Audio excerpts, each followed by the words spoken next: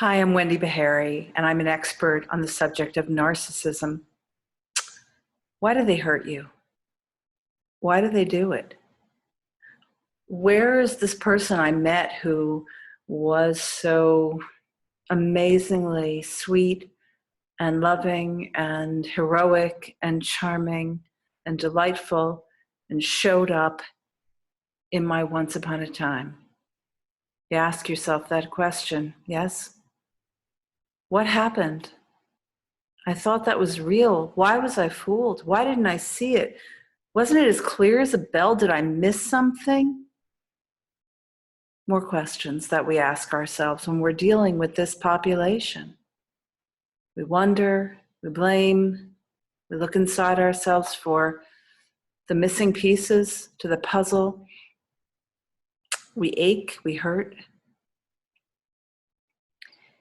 You weren't wrong. No one is immune to being captivated and caught under the spell of someone who has issues of narcissism or narcissistic personality disorder. They're good at what they do. They're good at the performance. They're good at getting what they want, getting their eye on the ball and making things happen, winning people over, striking deals, and winning in relationships. And it's not that there's no authentic love or realness to those early signs that we see. In fact, there usually is some there. There is some of it. The problem is that the narcissist cannot stay with that feeling of emotional, personal intimacy, that vulnerability, that raw energy that exposes them to the universe on an interpersonal platform. They can be the best in sales, the best in striking deals and showing off and entertaining people and being amusing and funny and capable and righteous and rescuers and heroes and heroines. But just being in relationship, just looking eye to eye with someone in an intimate, personal, sharing, caring, giving, taking, reciprocal way, this is hard for them. It's not impossible for them to get there.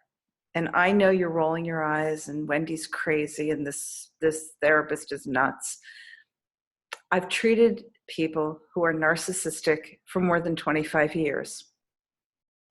And you're not wrong. It's not easy. Change doesn't come about simply because they walk into the treatment room. Even with someone who is highly trained and experienced and using a model that is known to be effective with this population, it's just not enough. I mean, we can lose our momentum. They can lose their drive. The consequences change. The leverage drops. There's no incentive. The therapist is triggered. Things happen. The therapy goes awry. And they abort the mission, or the therapist aborts the mission. Therapists are terribly triggered when working with someone who has issues of narcissism. This is part of the problem. But it's not impossible. So if you have leverage, if you have consequences that are meaningful, like the narcissist doesn't want to lose you, doesn't want to lose their relationship with their children who are now growing and possibly at a stage of life where they don't have to tolerate being in relationship with their narcissistic parent. If there's the threat at work or a legal matter, if there's something that matters enough that they don't want to face it, I mean, let's face it, incentives aren't enough. Narcissists are very good at getting what they want. So, holding out the golden carrot doesn't usually draw them to therapy. But dropping the gauntlet, forecasting a future that includes an outcome that they don't want to experience may be the winning ticket to at least get them in the door. And then, I'm the one, or someone like me is the one who is going to be met by the begrudging face that walks in that doesn't really want to be there, but also doesn't want to live with the possibility of losing you. Help is out there and it is available. So if you are giving it one more go, or for the sake of your co-parenting relationship with them, upon exiting a relationship, divorcing a partner, to try to find peace, because God knows you're not going to necessarily get that through the legal system. I mean, in some cases you might. There might be fairness, there might be equity, there might be protection, safeguards for the children, but it's not always the case. We know that. So this work to heal, to transform, to change in fundamental and meaningful ways is possible, but it does take the leverage. It does take a therapist who's sturdy, fortified in a proven treatment like schemotherapy, my bias, but also my passionate belief because I know it works, a therapy that actually can treat them in ways that are effective. So this is not to raise hope in ways that can be so heartbreaking for so many.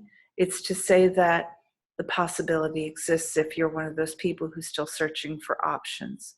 Or if you've already left and you're trying to find ways to reconcile the conflict, the vengeance, the retaliation, the damage that can come in the aftermath of finding the courage to actually end a relationship with a narcissist because the time has come, or because it's just become too unsafe or too dangerous to you physically or emotionally. Certainly in those severe cases of narcissism, it can be a matter of safety from abuse. Not in all cases, though. Why do they hurt you? Why do they do this? Why? It's not for sport. It's not the same as the sort of derisive pleasures that can come from someone who's at a different end of the spectrum or has a different personality disorder. You know, you'll often see narcissism next to sociopath, psychopath, demon, devil, Satan. Narcissists don't look to harm you with pleasure in their mind. They will hurt you for sure. They err on the side of being super controlled, dominant, possessive and jealous and vengeful and retaliatory. Their motivational driver behind that is to protect themselves. So they'll do whatever it takes to protect that ego, that precious ego, because they frequently don't have much else. They may have money, they may have careers, they may even have fans and followers, but they rarely have the kind of personal, intimate, meaningful connections that every human needs and craves and longs for.